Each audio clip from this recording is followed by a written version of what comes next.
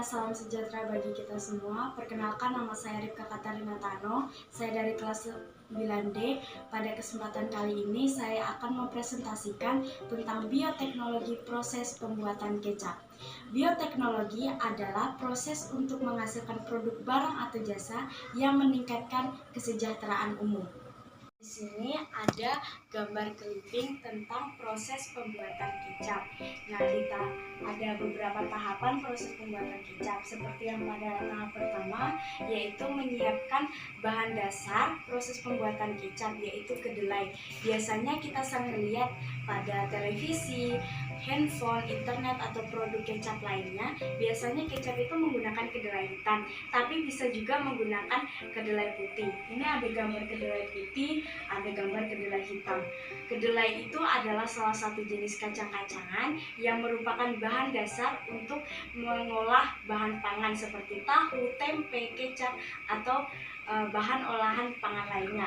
Nah, di tahap kedua ini ada dicuci dan direndam.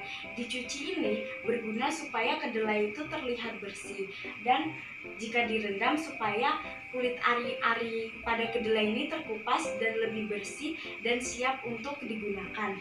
Di tahap yang ketiga ada proses perebusan. Proses perebusan pada kedelai ini berlangsung selama 30 menit supaya kedelai terlihat lebih matang dan siap untuk diproses. Di tahap keempat ini yaitu tahap diragikan.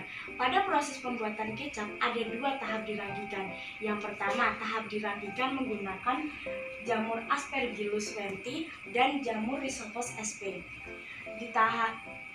Di tahap yang keempat ini menggunakan jamur Aspergillus wenti. Aspergillus wenti itu adalah jamur yang pada proses pembuatan kecap yang termasuk fungi dalam klasifikasi Ascomycophae. Terus ada jamur yang kedua, Rhizopus sp, yang merupakan jamur pada proses pembuatan kecap yang termasuk pada fungi termasuk klasifikasi Cosmopolitan. Nah, kedelai diragikan menggunakan dua jamur ini selama 3-5 hari.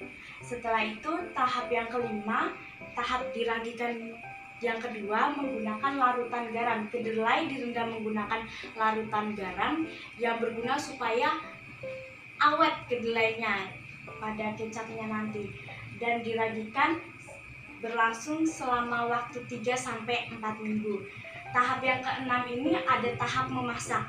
Jadi di dalam proses pembuatan kecap itu ada dua tahap memasak. Tahap memasak yang pertama dan tahap memasak yang kedua.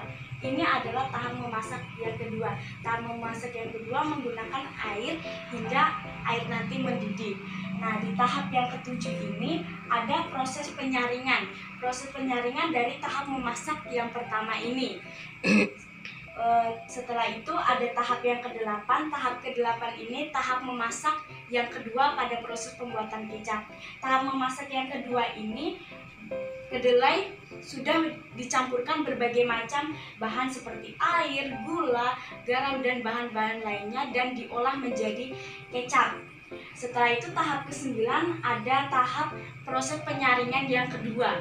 Jadi proses penyaringan pada proses pembuatan kecap itu ada dua. Tadi proses penyaringan yang pertama dan ini proses penyaringan kedua. Jadi proses penyaringan yang kedua ini ampasnya ini berguna untuk makanan hewan seperti sapi, kambing, atau hewan yang lainnya.